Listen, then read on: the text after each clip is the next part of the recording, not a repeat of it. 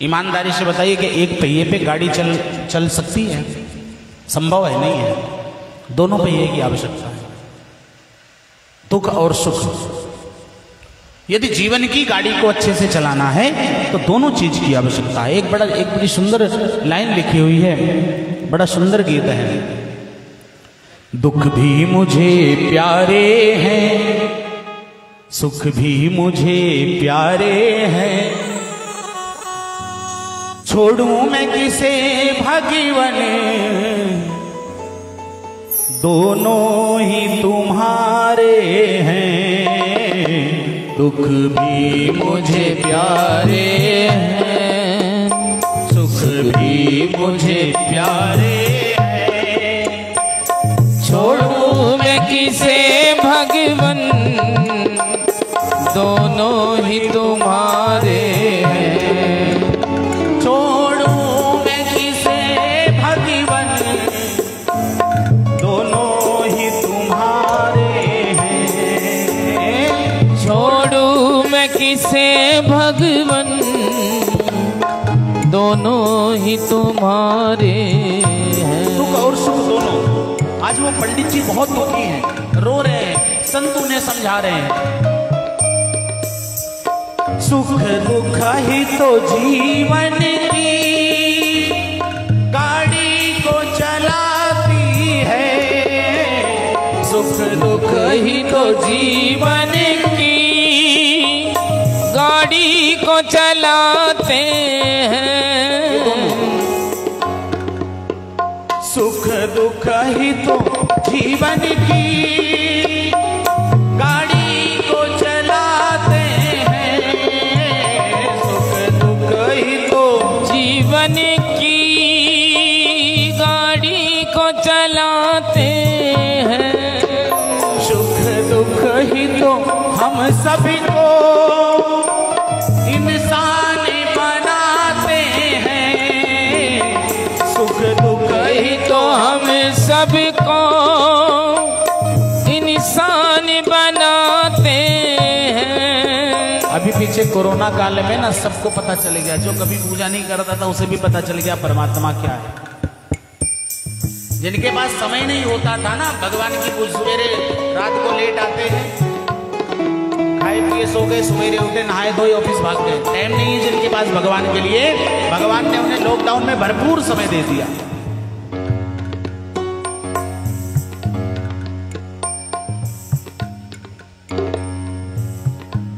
इसलिए सुख दुख ही हमें अपने तत्व को पहचानने पर मजबूर कर। सुख दुख ही तो हम सभी को इंसान बनाते हैं, सुख दुख ही तो हम सबको इंसान बनाते हैं। संसार की नदियों के, संसार की नदियों के दोनों ही किनारे हैं, दुख भी मुझे प्यारे हैं, सुख भी मुझे प्यारे हैं, छोड़ूं मैं किसे भगवन, दोनों ही तुम्हारे हैं। दुख भी मुझे प्यारे हैं, सुख भी मुझे प्यारे हैं, छोड़ूं मैं किसे भगवन, दोनों ही तुम्हारे हैं। और सुख दुख, अच्छा एक चीज का दुख है, क्या जानते हैं? दुखी चाहे ना कोई भी, सब सुख को तरसते हैं, दुख चाहे ना कोई भी, सही बात है ना? सब सुख को तरसते हैं। कोई नहीं चाहेगा, अगर सबको सुख ही सुख मिल जाएगा तो दुख बेचारा कहाँ जाएगा? आवश्यकता से अधिक दुख भी दुखदाई होता है। और आवश्यकता से अधिक सुख भी दुखदाई होता है। आगे कथा आएगी, जब कुंती ने भगवान से मांगा था दुख, भगवान ने कहा था हुआ संसार के लोग यदि मैं किसी के सामने जाऊं तो सब मुझे दुनिया भर के सुख ऐशो आराम मांगते, तुमने दुख क्यों मांगा? तो कुंती कहती प्रभु सुख के माते सिल परी हरि हृदय में पीर। अगर परमात्मा हमें सुख दे दे, धन दे दे, ईश्वर दे दे, गाड़ी घोड़े बंगले मकान दुकान सब कुछ दे दे, आवश्यकता से अधिक दे दे, तो फिर वो भगवान से दूर होने लग जाता है। और जब वो परमात्मा से दूर होने लग जाता है तो हरि हृदय में पीड़ा होती है, भगवान के हृदय में पीड़ा होती है। इसको मैंने सब कुछ दिया और आज ये मुझसे दूर हो रहा है। इसलिए ऐसा सुख नहीं चाहिए, ऐसा धन नहीं चाहिए, ऐसी संपत्ति नहीं चाहिए जो हमें परमात्मा से दूर करेंगे। दुख चाहे ना कोई भी, सब सुख को तरसते हैं। दुख चाहे ना कोई भी सब सुख को तरसते हैं। दुख में सब रोते हैं, सुख में सब हंसते हैं। दुख में सब रोते हैं, सुख में सब हंसते हैं। लेकिन सुख मिलता है उसको, सुख मिलता है उसको जो दुख के सहारे है। दुख भी मुझे प्यारे हैं, सुख भी मुझे प्यारे हैं। छोड़ू मैं किसे भगवान, दोनों ही तुम्हारे हैं। दुख भी मुझे प्यारे हैं, सुख भी मुझे प्यारे हैं। छोड़ू मैं किसे भगवन, दोनों ही तुम्हारे हैं। दुख में सब रोते हैं, सुख में हंसते। रोने की आवश्यकता ही क्या? अच्छा एक बात बताओ, अगर किसी को बहुत दुख मिल जाए, छोटा सा उदाहरण, आपको हमें बहुत दुख मिल जाए, तो क्या आपके अंदर या हमारे अंदर इतनी क्षमता है कि हम भगवान से सुख छीन के लाएं? नहीं है ना। दुख है तो दुख तो सहन करना ही पड़ेगा जब तक इनकी कृपा नहीं होगी। तो रोए क्यों? रोने से बढ़िया है कि भगवान का भजन करो। यदि आज दुख है तो कल सुख देने वाला भी यही है। माध्यम हमें बना देता है लेकिन देता यही है। इसलिए प्रभु यहाँ कैसे कहूं भगवन, मुझे यहाँ दो वहाँ दे दो। यहाँ कैसे कहूं भगवन, मुझे यह दो वहाँ दे दो। यहाँ कैसे कहूं भगवन, मुझे यहाँ दो वहाँ दे दो। यहाँ कैसे कहूँ भगवन, मुझे यह दो वहाँ दे दो। अब मर्जी तुम्हारी है, मर्जी में जो दे दो। अब मर्जी तुम्हारी है, कोई इच्छा हो, मर्जी में जो दे दो। गारंटी के साथ कहता हूं, जो आपकी इच्छा हो दे दो। चख कर भी न देखूंगा, चख कर भी न देखूंगा। मीठे हैं कि खारे हैं, दुख भी मुझे प्यारे हैं, सुख भी मुझे प्यारे हैं। छोड़ो मैं किसे भगवन, दोनों ही तुम मुझे प्यारे हैं, सुख भी मुझे प्यारे हैं। छोड़ूं मैं इसे भगवन, दोनों ही तुम्हारे हैं। छोड़ूं मैं किसे भगवन, दोनों ही तुम्हारे। दुख और सुख दोनों, एक गाड़ी के दो पहिए हैं। जीवन में दोनों की आवश्यकता है, लेकिन आवश्यकता से अधिक दोनों नहीं होना चाहिए। यदि आवश्यकता से अधिक दुख हो गया तो भी जीव मर जाएगा। यदि आवश्यकता से अधिक परमात्मा ने सुख दे दिया तो भी उसका अंत हो जाएगा। इसलिए समभाव में दोनों होने चाहिए। आत्मदेव जी को वो संत समझा रहे हैं, महाराज आप एक ब्राह्मण होकर के जरा से दुख के लिए आप इतने सारे, इतनी अनमोल शरीर का आप त्याग कर रहे हैं।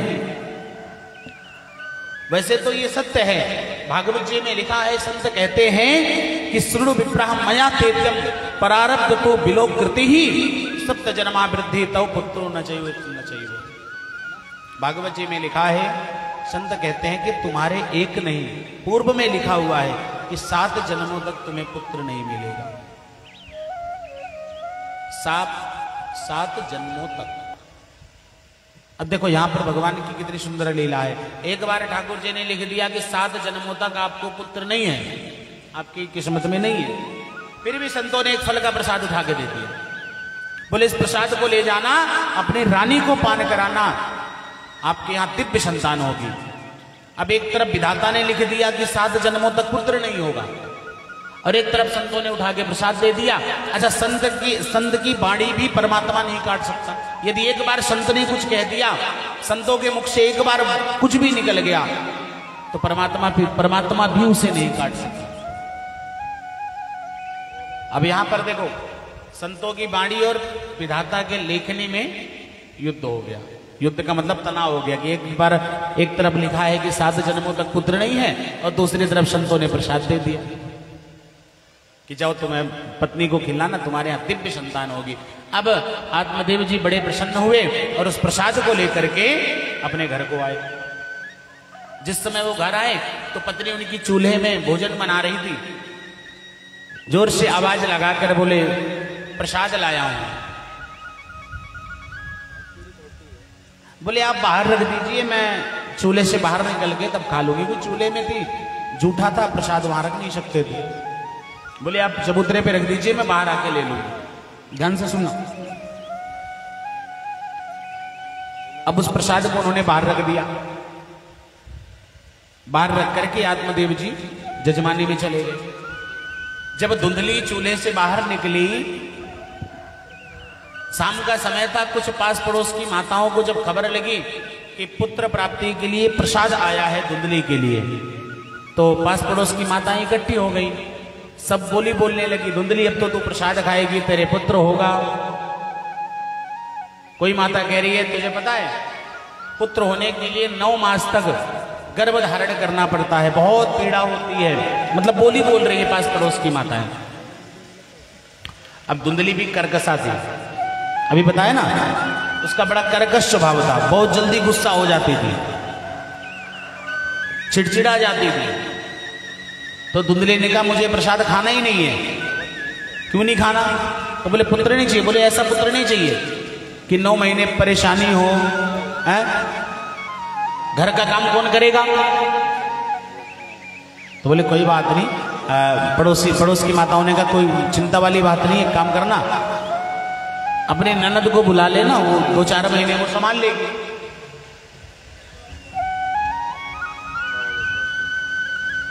बोले आजकल नंदों का भरोसा नहीं है, मैं तो एक कमरे में पड़ी रहूंगी, बुलाऊंगी उसकी घर की सफाई के लिए, तो कहीं घर को ना साफ कर जाए, हैं? तो बोले नौकर रख लें। नौकर पे तो बिल्कुल भरोसा नहीं है। एक काम करो, सबसे बढ़िया कि प्रसाद खाना ही नहीं है, गर्भ धारण करनी ही नहीं है। बड़ी तेज गुस्सा आई, उसने फल को उठाया और बाहर गौशाले में फेंक दिया। देखो विधाता ने जो लिखा है वो कट नहीं सकता। उसने उस फल को उठा करके गौशाले में फेंक दिया, उस फल को गौ माता ने ग्रहण कर लिया। अब धुंधली विचार करने लगी कि अब महाराज को क्या बताऊंगा। तो धुंधली की एक बहन थी जिसको कुछ दिन पूर्व ही एक साथ 2 बालक हुए थे। धुंधली की बहन को कुछ दिन पूर्व ही एक साथ 2 बालक हुए थे, लेकिन उसके पास घर में खाने के लिए अन्न भी नहीं था। उसको धन की आवश्यकता थी। पुत्र तो 2 हो गए, लेकिन धन नहीं है बिल्कुल।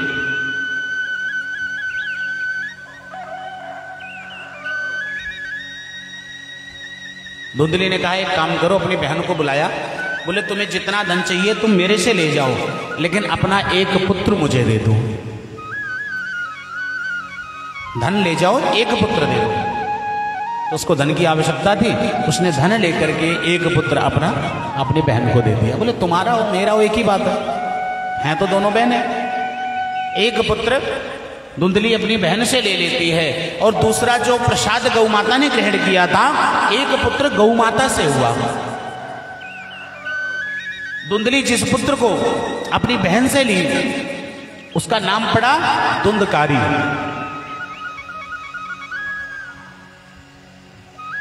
और गौ माता से जो पुत्र हुए उनका नाम पड़ा गौकर्ण। गौकर्ण जी का नाम गौकर्ण इसलिए है कि गौ माने गाय और कर्ण माने कान। जिसके कान गाय के समान हो उसका नाम गौकर्ण है।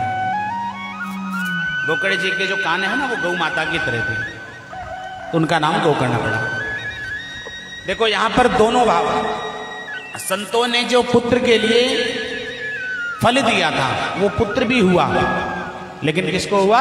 गौ माता को। संतों ने जो आशीर्वाद दिया वो गलत नहीं हुआ, और विधाता ने जो लिखा था कि तुम्हारे 7 जन्मों तक पुत्र नहीं है, तो वास्तव में पुत्र नहीं हुआ।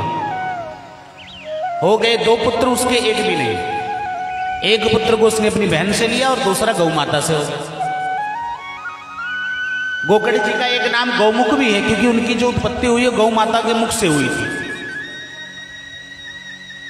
अब जीवन में ध्यान रखना, बच्चे के ऊपर, बालक के ऊपर सबसे पहला संस्कार किसका पड़ता है? माँ का। सबसे पहली छाया माँ की पड़ती है। तो जैसी माँ होती है बच्चा उसी ढांचे में पलता है। जैसी धुंधली थी वैसी धुंधली। अच्छा, नाम भी बड़ा सुंदर है। जैसे माँ का नाम वैसे पुत्र का नाम। उसका नाम धुंधली, धुंध वाली, अंधकार।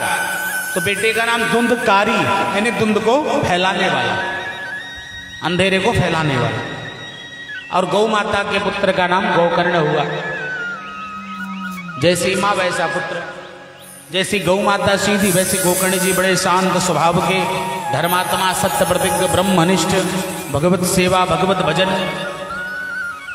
और जैसी धुंधली थी वैसी उनका पुत्र धुंधकारी हुआ। धुंधकारी जब जैसे धीरे धीरे बड़ा होने लगा तो पाप कर्म में लिप्त होने लगा, पापी बन गया, पाप करने लगा। धीरे धीरे और बड़ा हुआ, वैश्यावृत्ति में बदल गया, वैश्यापन करने लगा। और बड़ा हुआ, चोरी करने लगा। धीरे धीरे और बड़ा होता गया तो अपने माँ बाप को ही प्रताड़ित करने लगा, मारने पीटने लगा। ध्यान से सुनना, वही गोकर्ण, वही आत्मदेव जो एक दिन उनकी कोई संतान नहीं थी तो शरीर का त्याग करने जा रहे थे, आज वही आत्मदेव संतान से दुखी है। जब वही उनका पुत्र, वही बालक माता पिता को डंडे से पीट रहा है, तो वही आत्मदेव सोच रहे हैं इससे बढ़िया तो उन्हें संतान ही अच्छा था। ऐसे संतान से क्या फायदा? कभी पुत्र के लिए परेशान हो, पुत्र नहीं है, और जब हो जाए, नालायक हो जाए तो महादुख है ना। ये जीवन की सच्चाई है। किसी संत ने बड़ी अच्छी बात कही है कि कोई तन दुखी, कोई मन दुखी, कोई धन बिन रहत उदास। कोई तन दुखी, कोई मन दुखी, कोई धन बिन रहत उदास। थोड़ा थोड़ा सब दुखी, सुखी राम के दास। जिसे कोई मतलब नहीं है सांसारिक जीवन से, वो सबसे सुखी प्राणी है। बाकी तो जो इस संसार में फंसा हुआ है, जो इस माया में फंसा हुआ है जीव, कहीं ना कहीं किसी न किसी चीज से दुखी है। किसी के पास संतान नहीं है, संतान से दुखी है, तो कोई संतान से दुखी है। संतान हो गया तो नालायक हो जाए तो और दुख। कोई माता पिता बचपन से संतान को पाले और बड़ा होकर के वही पुत्र अगर माता पिता को वृद्धाश्रम में भेज दे तो सोचो माँ बाप के ऊपर कितना कितना बड़ा दुख का पहाड़ टूटेगा, है ना। सत्य है, एक माता पिता 4 बच्चे को पाल लेते हैं, लेकिन 4 बच्चे मिलकर के आज के समय में एक माता पिता नहीं पाले जाते।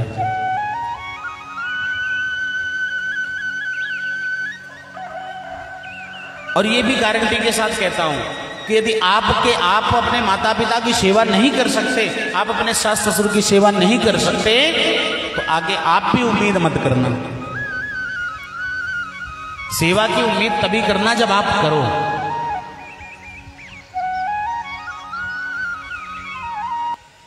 आज वही आत्मदेव दुखी हैं, उस पुत्र से दुखी हैं कि इससे बढ़िया तो निसंतान ही अच्छा था। गोकर्ण के पास गए, बड़े पुत्र के पास, बोले बेटा अब मैं इस शरीर का त्याग करना चाहता हूं। भाई ऐसे शरीर लेके फायदा क्या जिसका पुत्र अपने पिता को मारे, ऐसे पिता से क्या फायदा है। तो आज गोकर्ण ने वहां पर सांख्य शास्त्र का उपदेश दिया। बोले पिताजी इस शरीर पे, इस शरीर के प्रति इतनी ममता नहीं करनी चाहिए। इस शरीर के प्रति इतनी ममता नहीं होनी चाहिए। देहे अस्थि मांस रुधिरे अभिमति जगतम जाया सुताम सदा ममताम विभुंजा पश्या निशम जगदिदम छड़ भंग निष्ठम वैराग्य रागिरो भव भक्ति निष्ठम। बोले देहे अस्थि मांस रुधिर, अस्थि माने हड्डियां, मांस माने मांस, रुधिर माने रक्त से बने हुए शरीर के प्रति ममताम विभुंजा, कभी ममता, इतनी ममता नहीं करनी चाहिए। यदि ममता दिखानी हो ना तो उसके ऊपर दिखाइए जो सतमार्ग से अलग होकर के पाप की तरफ बढ़ रहा है। कौन है? मन। उस मन को कंट्रोल करिए, उसको एकाग्र करिए, उसको भगवान की तरफ ले जाइए। इस शरीर पे इतनी ममता दिखाने की जो आवश्यकता नहीं है। बहुत सारा उपदेश दिए और आज आत्मदेव जी घर को त्याग करके वानप्रस्थ को चले जाते हैं, वन को चले गए, वहां भगवत चरणों में सदा के लिए लीन हो गए। भगवान की भक्ति करते करते स्वधाम को चले गए। इधर पुत्र जो था धुंधकारी, पापी हुआ, पाप करने लगा, वैश्यावृत्ति में बदल गया, वैश्यापन करने लगा। एक दिन क्या हुआ, एक राजा के यहां चोरी करने गया। चोरी करके आया, 5 वैश्याओं की संगत थी उसके साथ और चोरी के धन को रख के बांट रहा था। वैश्याओं ने सोचा, देखो पाप हमें किधर ले जाता है। वैश्याओं ने सोचा कि हम सब मिल करके इसको मार देते हैं, उससे फायदा दो। पहला, जो धन रखा हुआ है अभी 1/6 बट रहा है और 1 चला जाएगा तो 5 ही बचेंगे, थोड़ा ज्यादा मिलेगा, पहला फायदा। दूसरा फायदा, राजा के यहां चोरी करके आया है, आज नहीं कल यदि कभी जीवन में पकड़ा गया ना तो इसके चक्कर में हम सब फंसेंगे, तो इसको समाप्त कर दो।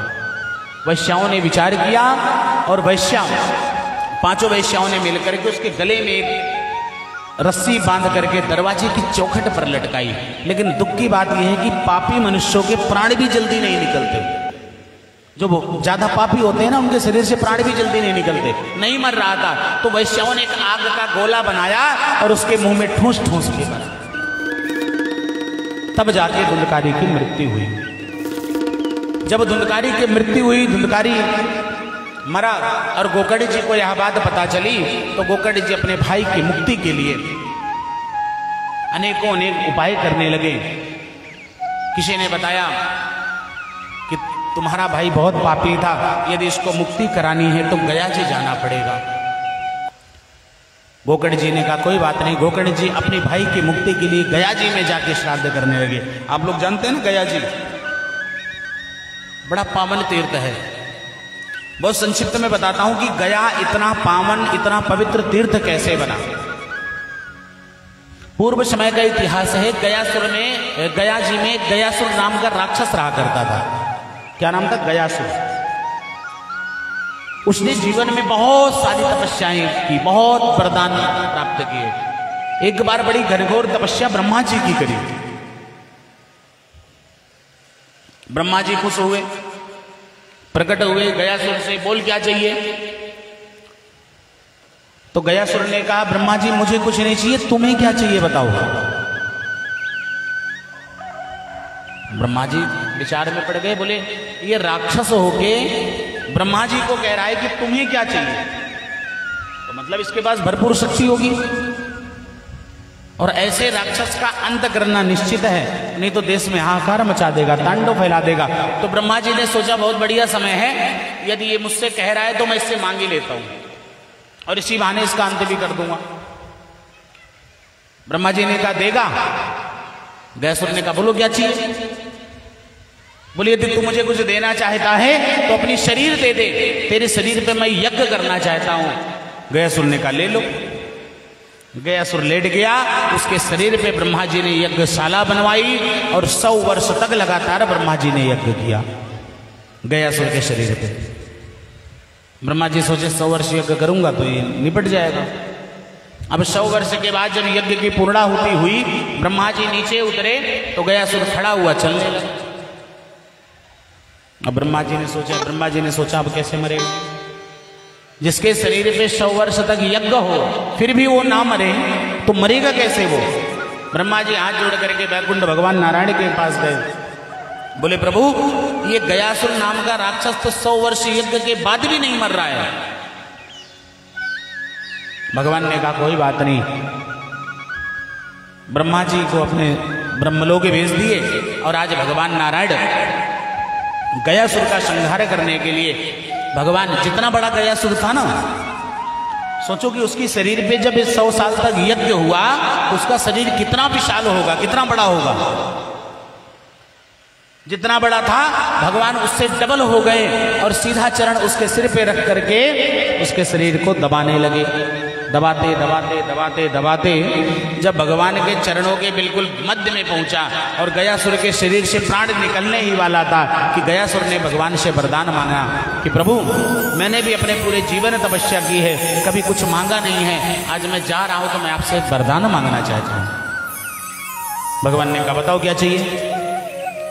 तो गयासुर ने कहा प्रभु मुझे जाते जाते ये वरदान दे जाइए कि आज के बाद यहाँ पर इस स्थान पर कोई भी जीव आकर के अपने पितरों के निमित्त श्राद्ध करता है तो उसके पितरों को आप अपने चरणों में स्थान देंगे। भगवान ने कहा तथास्तु और गयासुर के शरीर से प्राणंत हुआ। गया जी में आज भी विष्णुपाद है जहाँ पर लोग श्राद्ध पिंडदान आदि करते हैं, बड़ी सुंदर जगह है। भागवत जी में लिखा है कि गोकर्ण जी अपनी भाई की मुक्ति के लिए गया जी में गए, वहां अनेकों श्राद्ध किए, पिंडदान किए करके जब वापिस आए तो एक दिन सायंकाल का समय था, शाम का समय था। गोकर्ण जी घर के आंगन में बैठे थे और अगल बगल कमरों से बड़ी अजीब अजीब आवाज आने लगी, भूत प्रेत जैसे। गोकर्ण गया जी एक बार नहीं चाहे आप 100 बार जाकर के श्राद्ध करो, आपके भाई को मुक्ति नहीं मिलेगी क्योंकि उसने पूरे जीवन इतने पाप किए हैं। बोले फिर कैसे मिलेगी? बोले यदि उसको मुक्ति दिलानी है तो सिर्फ एकमात्र उपाय है और वो है श्रीमद् भागवत कथा। यदि धुंधकारी को मुक्ति दिलानी है तो उन्हें भागवत का श्रवण कराइए, साप्ताहिक श्रीमद् भागवत कथा का श्रवण कराइए। बोले ठीक है। अब भागवत जी का आज गोकर्ण जी ने एक दिव्य श्रीमद् भागवत कथा का आयोजन किया। व्यास जी आए, व्यास गद्दी पर बैठे, भागवत कथा आरंभ हो गई। भक्तों से पूरा पांडाल भर गया। जहां जितना बड़ा पांडाल लगा था ना वो सब भक्तों से भर गया। व्यास जी बैठे, कथा प्रारंभ हो गई और जिसके लिए कथा थी, जिसके निमित्त वह कथा थी, किसके निमित्त? धुंधकारी की मुक्ति के लिए, वो लेट में आया। जब वो लेट से आया तो उसको बैठने की कहीं जगह नहीं मिली, तो बगल में एक बांस का पेड़ था जिसमें 7 गांठ थी। बांस जानते हैं ना, बांस का पेड़ था जिसमें 7 गांठ थी। उस बांस के पेड़ में धुंधकारी बैठ गया प्रेत बनकर। अच्छा, वहां पर प्रतिदिन चमत्कार होते थे। क्या? जब पहले दिन की कथा विश्राम होती तो बांस की एक गांठ फट जाती, दूसरे दिन की कथा विश्राम हुई, दूसरी गांठ फटी, तीसरे दिन की कथा विश्राम हुई, तीसरी गांठ फटी। प्रतिदिन जब कथा विश्राम होती थी तो उस बांस की एक गांठ फट जाती थी। ऐसे ऐसे जब 7वें दिन की कथा विश्राम हुई तो पूरा बांस फटता है और उसमें से एक दिव्य पुरुष प्रकट होता है।